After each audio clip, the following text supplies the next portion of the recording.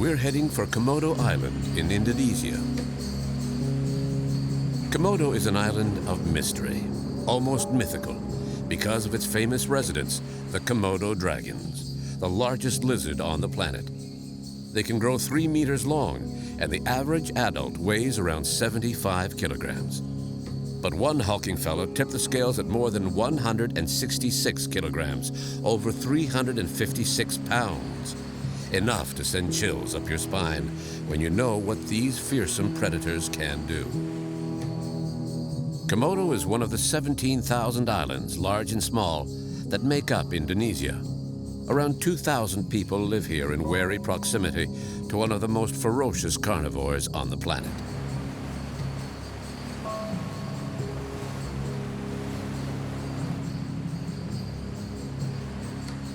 The rugged island terrain consists of broad mountain valleys, savanna, and arid plains, characteristic Komodo dragon habitat.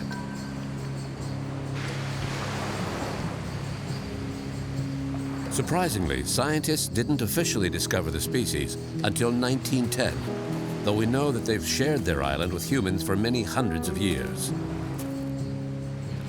The Komodo dragon is part of the varanid family. It's a carnivore, an ambush hunter, rapidly charging its prey without warning. It can reach a speed of 20 kilometers an hour over short distances when attacking, but it is also a carrion eater, ready to chow down on almost any animal carcass. It's even been seen rooting through cemeteries, forcing villagers to move graves to protected areas. The Komodo dragon is perfectly adapted to its environment and can live to the age of 50. It's one of the rare vertebrates that can reproduce by parthenogenesis. Females are able to lay viable eggs without male fertilization. The species is endemic to Indonesia and is found mainly on Komodo, Rinca, and Flores Islands. Komodo dragons are designated vulnerable on the list of endangered species. The population is estimated at between 4,000 and 5,000. However, recent surveys recording an abnormally low number of reproductive females have alarmed the scientific community.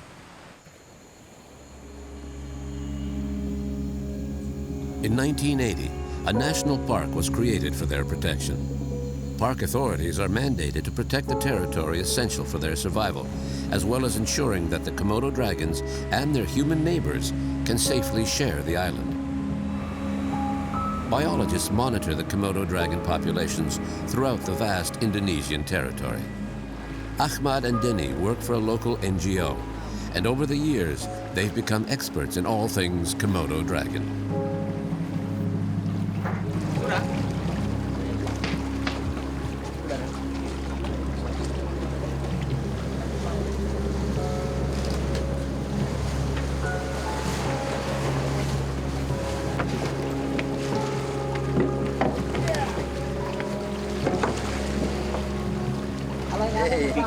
Welcome on board. Thank you. Sedna 4 will serve as base camp for the next population census to take place on a number of islands in the sector.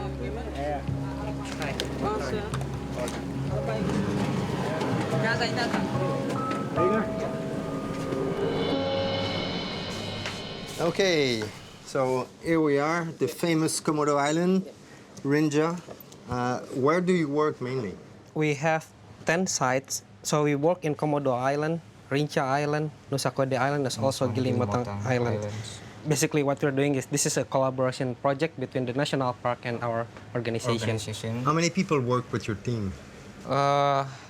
Normally we work 7 people involved. In this trip, we have 2 visitors from the American Zoo. So one from Los Angeles Zoo, then the other one is from Knoxville Zoo. So because our project is also funded by some zoos in America, so they come here, help us, and also checking to see the... And then see the... they also learn how to maintain the population here. So what do we do this morning? We will start to set up camera trap here. The main idea is to know whether the dragon present in this area or not. Let's go then. Yeah, sure. Okay. The census covers a huge territory, and the biologists are working with limited means. A number of American specialists have come to lend a hand to their local colleagues. The scientists hope to learn more about this still little understood species.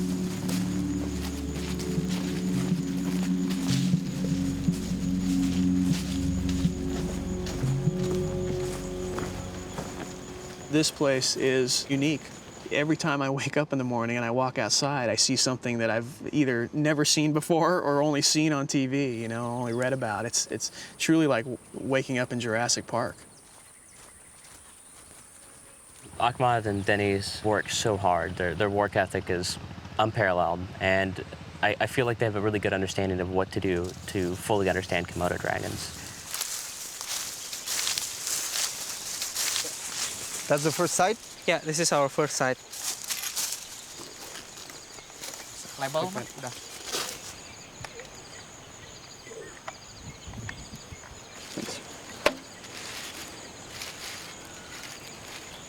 You use goat all the time, or? Always goat, because that's the best. Goat smells really bad, Yeah. and I think it's the best bait for attracting the dragon. Is there some problem with, you know, people and livestock like goats? Yeah, sometimes the dragon kill goat that belong to villagers because, you know, the deer is the main prey for dragon, and goat is just almost the same with Yeah. the deer.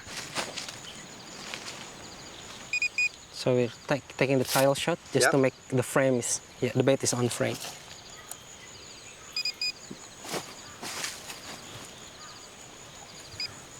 Smile.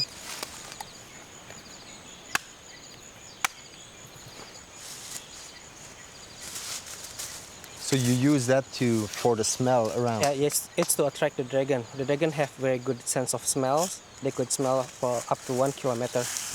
They have an organ called organ Jacobson, so they don't use the nose like us. By the end of the tongue, the chemical receptor, and they will transfer the chemical they take from the air to that organs. Oh, yeah. It's to make sure it's cover all the area.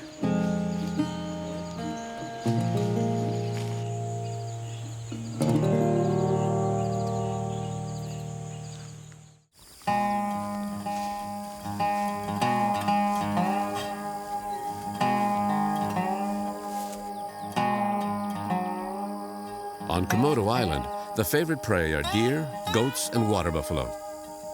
But dragons are not picky eaters. They'll eat anything they can sink their teeth into, living or dead. They like to hide and wait for their prey near water, ready to charge the moment an animal lowers its guard.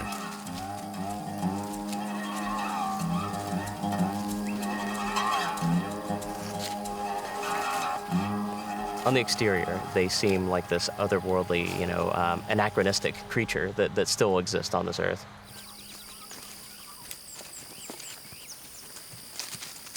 There was one situation where a dragon had tried to kill a water buffalo, had been unsuccessful, and the buffalo hit it, you know, with its head, threw it into the air. Dragon landed and didn't move for 3 days, and then finally, after 3 days, picked itself up and walked away. So just kind of to say that they're indestructible in a way. I mean, you saw the scars on that individual, and they fight and they tear each other up. They drink disgusting brackish water that's probably tainted with all kinds of things, and yet they still persist. Overall, they're strong. I mean, they can keep going.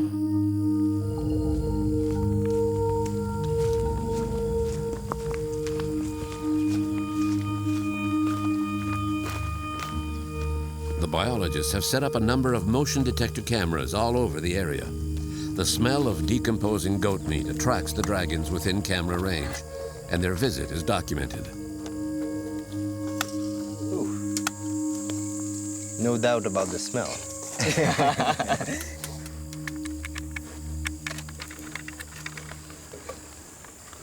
43 picture.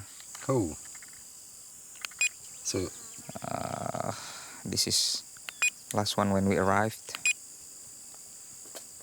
This is already dark. pig. Yeah, Oh yeah. boar. It's quite a lot here. Yeah. That data is taken, and we get an idea what the density of the dragon population is. If it's ultimately, if we do this every year, we can see if the population is declining or increasing. Okay, we will split become two group. One group will be responsible on the left-hand side. To take 3 camera trap, and then the other side will be responsible to take 2 camera trap. Okay. Ambil itunya.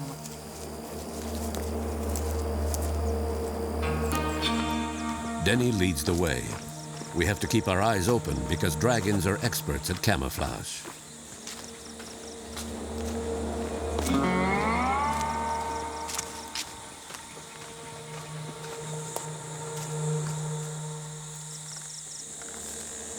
Oh, there's a dragon over there. Oh yeah. Can you see it? I would say it's probably size for female. It might be one of the dragons which is trapped on the camera trap. Yeah. Danny, the tail still looks fat, so she probably didn't lay this year, huh? Okay.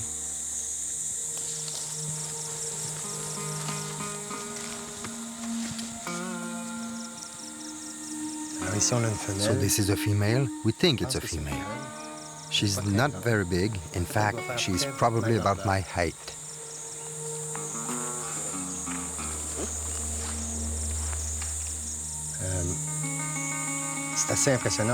It's amazing to see how these animals just disappear in the landscape. That's the greatest danger, mistaking one for a tree trunk or a piece of dead wood. You don't want that to happen.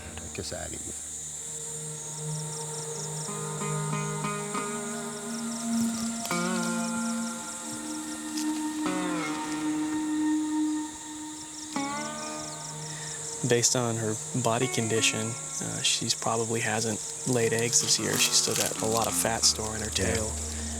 She looks very healthy. Oftentimes you're walking down the trail and you're not paying close attention, and next thing you know, you're a couple meters away from a dragon.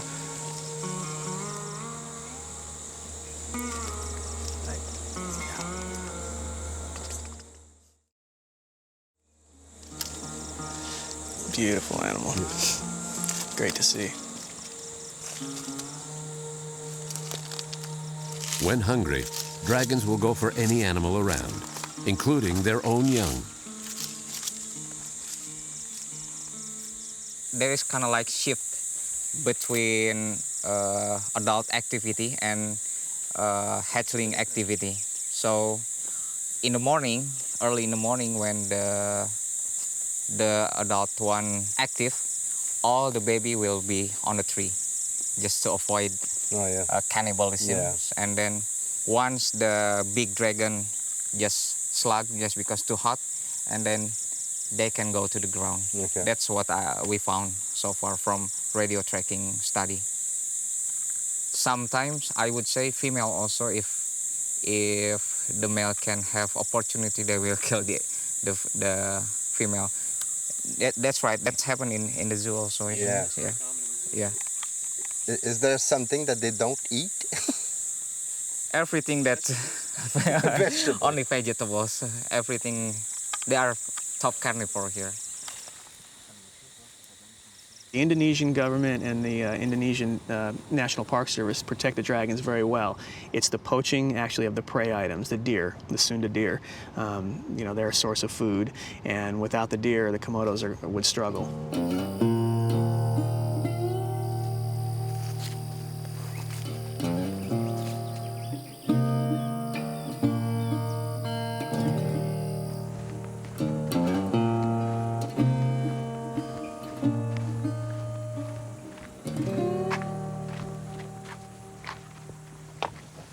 Hey, Hi. how are you? I'm fine. How are you? Good. How are you? Any nice picture? We are going to. Okay, we great. just started downloading the images. Great. Yeah. Have a seat.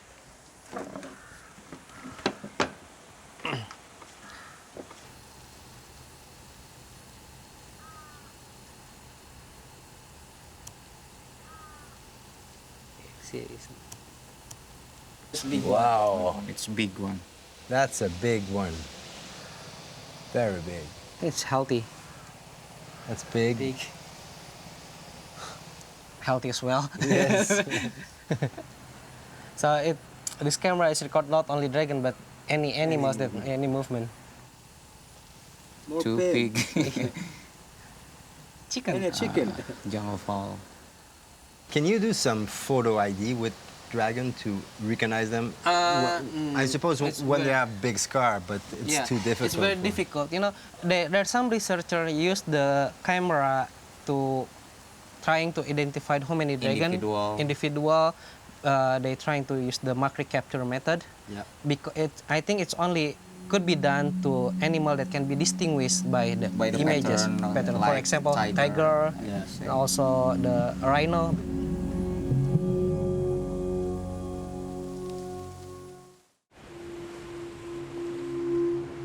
It's hard to determine the exact number of Komodo dragons scattered over different parts of the island. The motion detector cameras will tell the scientists if there are Komodo dragons in a particular area, but the technique doesn't provide any specific information on individuals.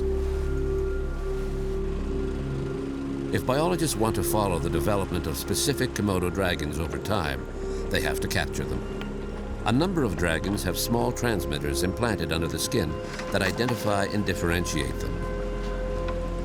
The catalog of Komodo dragons is a vital source of information on the biology of the species. But in order to access this information, you have to capture individuals. Thank you. The whole team meets at the entrance to Komodo National Park. For us, it's a big day. Capturing and handling this dreaded and powerful animal is a real challenge. Everyone is assembled and ready for action. The modular cages will be carried into the heart of dragon habitat. The biologists are confident they'll be able to catch one of the animals tagged in previous captures.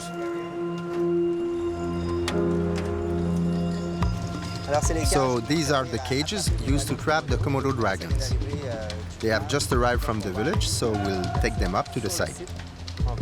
We'll set out bait, and let's hope we manage to trap one.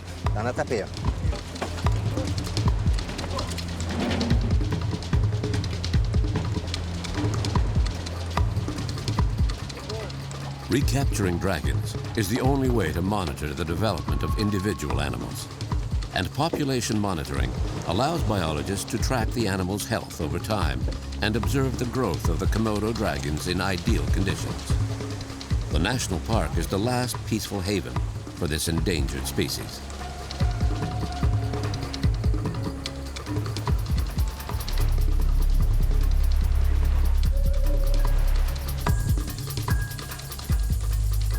The team will be assisted by staff from the national park.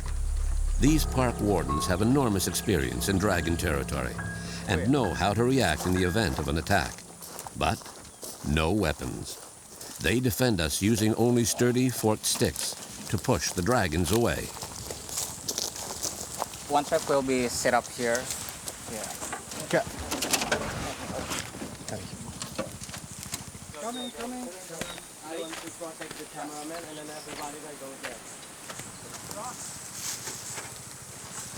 We are setting the cages up here. There are chunks of goat meat set out, and a male has already picked up the scent and is trying to approach. The guards are trying to control him, so it should not be too hard to trap one. It takes several men to manage this large, hungry male. The smell of the goat meat excites the animal, but the park wardens keep things under control.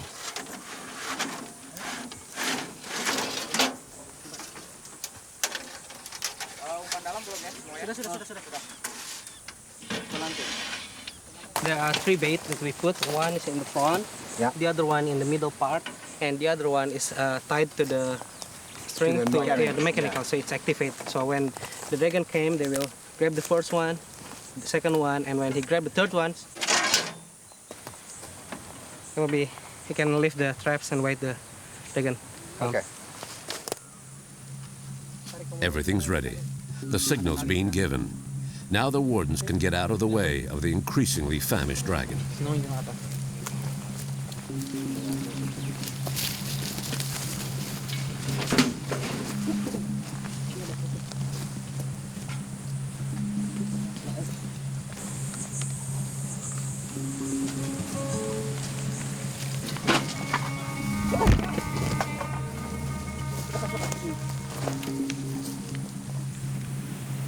We've got to be careful not to get bitten because they charge very quickly. It's amazing. They rarely attack humans, but when they do, it's a serious matter.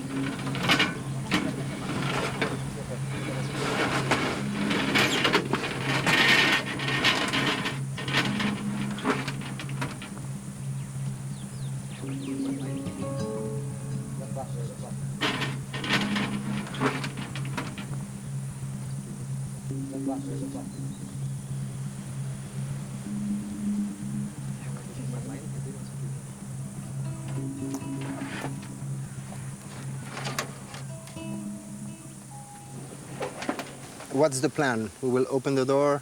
We will noose first, open one of the window here, and then pull one by one from the tail, and then hind leg, and then tie the hind leg. After that, pull again, tie the front leg, and then try to measure this dragon. Okay. 1, 2, 3. 1, 2, 3. Go. The animal's strength is tremendous. It's crucial that his powerful feet not touch the ground. He could knock over anyone trying to pin him down if he gets his feet under him. Okay, you can sit there. Sit there. Okay. Yeah, okay. Good. Okay. A little bit more. Okay, Ahmad. They tape the animal's jaws shut to prevent him from using this fearsome weapon.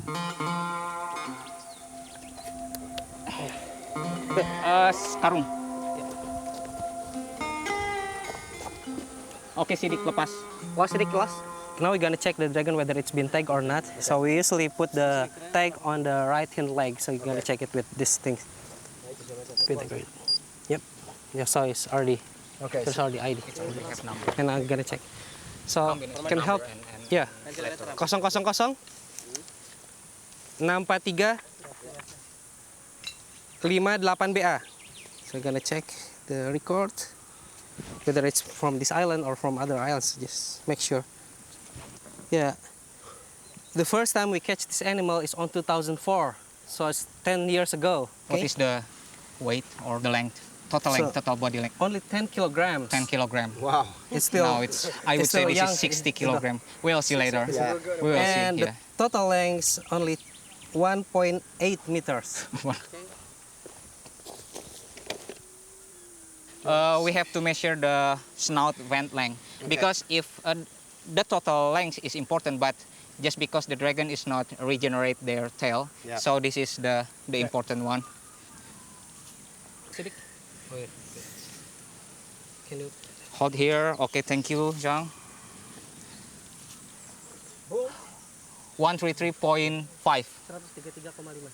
Total body length 2.66. 2.66. Pull him. Up. Up.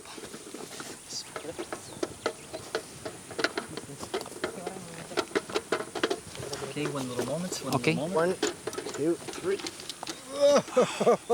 It's more than 10 kilos, that's for sure. It's 60. 60. Yeah. This is a male because usually the female is never weighed more than 40 kilograms and never had long more than 2.4. So 2.4 is the maximum for female. We never found female more than 2.4. So we can tell for sure this is a male. And what is the sex ratio male-female in the wild? Scientists believe that the ratio is 1 female for 3 males, but we still want to find out whether it's true or not. How long can they live? For the male, they could live up to 40 years, but when we're trying to estimate the age, some a very healthy animal, the male one, can live up to 60, but mostly they live 40 years old. While the females live shorter than the males, probably they only live for 30 years. This pen is telling us that the dragons already been measured, so when the dragons come to the trap again, so we didn't have to tie it, just let them go. First, we untied the legs, but people who handle the legs make sure his leg doesn't touch the ground, because once he touches the ground, he will be very strong and angry. Guys, 1, 2, 3.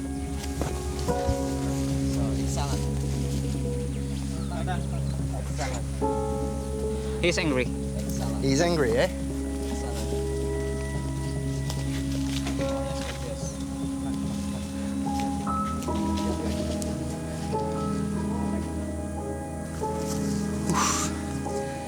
The strength of these animals is incredible. Wow. He's not happy there.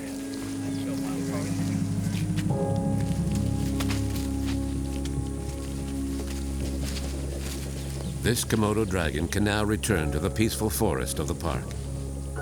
He's lucky to live in a protected area. Here, hunting is banned. This allows his prey to reproduce and be present in large numbers. When food is abundant, the dragons rarely fight each other. But that's not always the case on other islands where there is less prey and where cannibalism has been observed.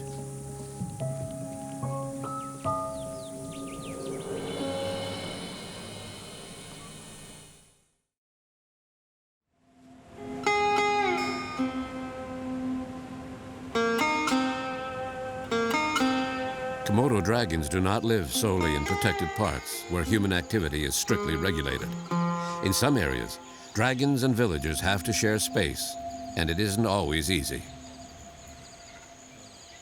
What is the relationship between the villagers and the Komodo dragons? There is a mythology. The Komodo dragons actually family with the villagers. And also, when a dragon came into the village, for example, when they smells food, and the people didn't try to harm the dragon, they just pushed the dragon away.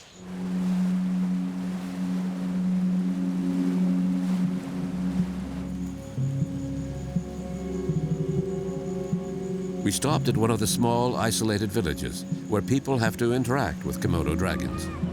Age-old myths underlie these shared living arrangements.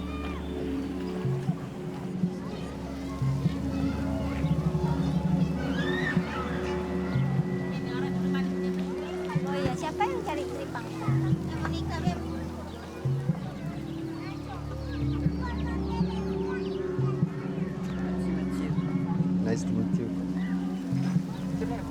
John. John, where come from? Canada. When I was a little girl, my parents told me a story of a woman who gave birth to twins, one a human, the other a dragon. The dragon ran into the forest. Since that time, we have a blood tie with the dragons, a tie so strong that we are forbidden to kill them. We are not allowed to harm them in any way. The dragons are actually humans with tails.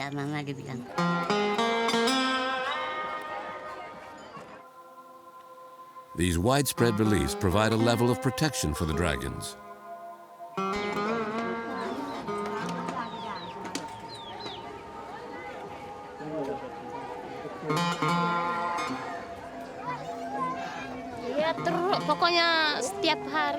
Dragons often attack cats or goats. One came right into my kitchen and ate my cat. Kucing. Pokoknya binatang apa saja dia lihat itu dari atas tuh.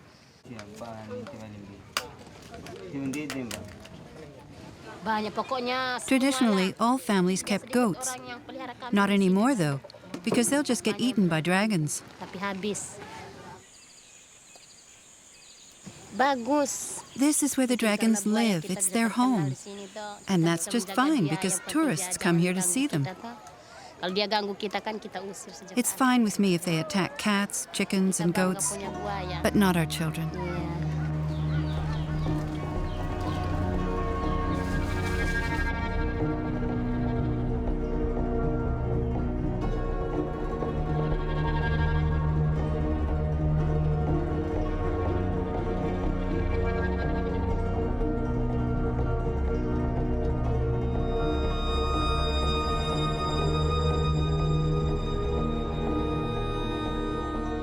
Goats, cats, dogs, and even chickens regularly fall victim to dragons who prowl the village. Villagers continue to hold the mythical animal in high respect, despite horrifying and sometimes deadly encounters.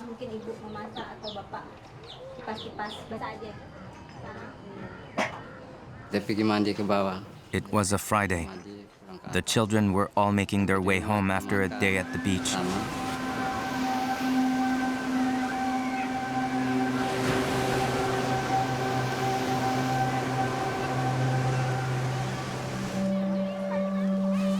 My son was sitting on the stairs. All of a sudden, a dragon leapt on his legs and threw him to the ground. I heard screams and ran to try to rescue him.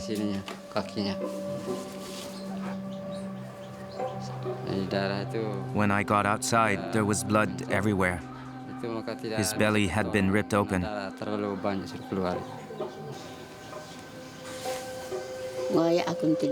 When I got there, I screamed, "My son is dead." I couldn't believe my eyes.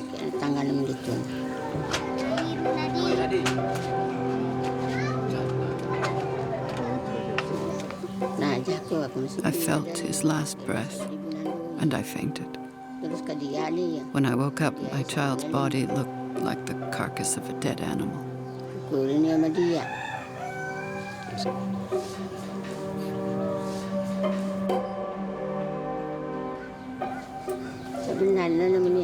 I'm still grieving. The wound is still there. It's still hard for me to talk about. Tidak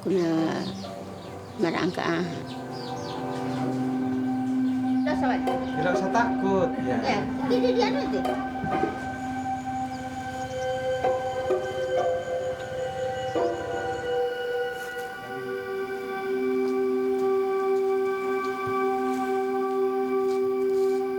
Nenek, kita dengar ada kejadian buruk menimpa nenek dengan buaya. Bisa diceritakan apa yang terjadi, Nenek? I was alone walking in the forest. A dragon came up behind me and bit down on my hand.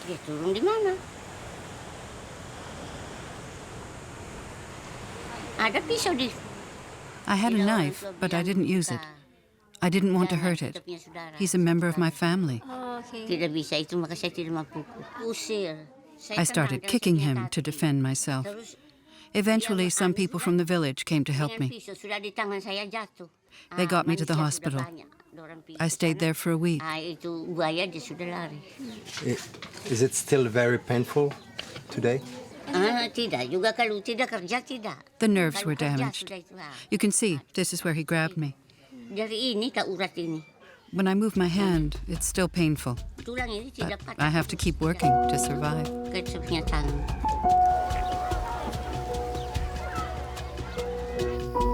Komodo dragons are natural predators, designed to kill their prey.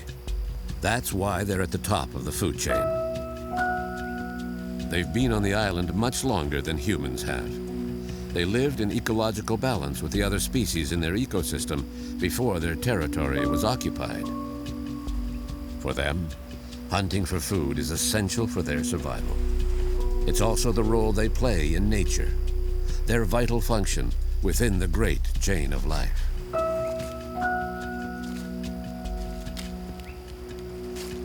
When hungry, Komodo dragons hunt. With no concept of right and wrong, they don't distinguish between a goat, a deer, or a child.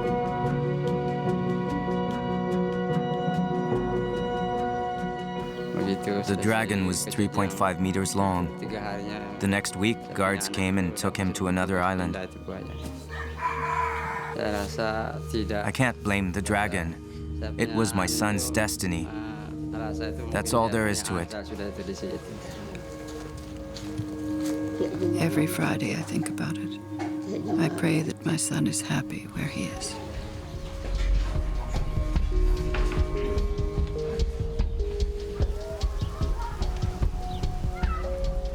Destiny? Well, maybe.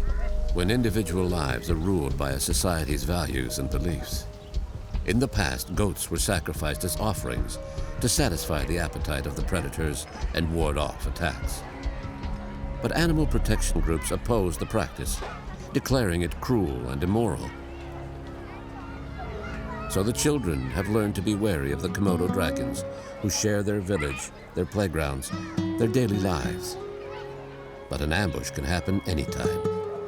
Yet here, it's all put down to destiny.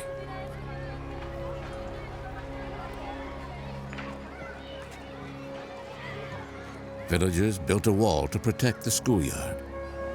But the school is at the far end of the village, near the mountain, where the dragons lurk. Here, spiritual values, beliefs, and mythology do more to safeguard this endangered species than the concepts of protection and nature conservation.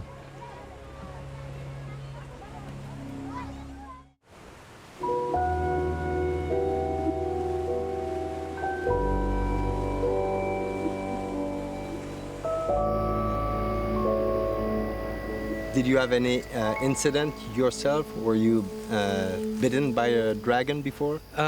For this research, we catch almost 1,000 individual dragon, and one dragon can there several times, so it's almost more than 2,000 captures, and there's no accident. That is something that we're always proud of. Yes, of course.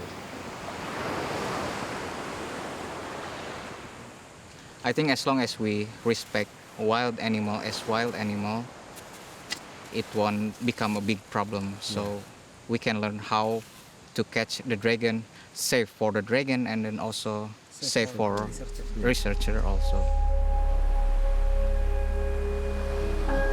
But in reality, there's no safety for this endangered species.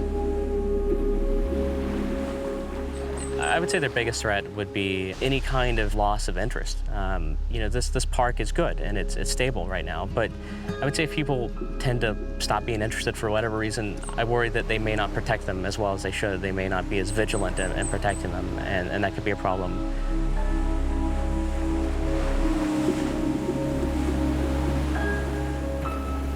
Like so many species that are threatened or endangered, it's habitat destruction. With the introduction of invasive species comes also disease. And you're talking about a population of animals here that's probably less than 5,000 individuals. That's not too many animals.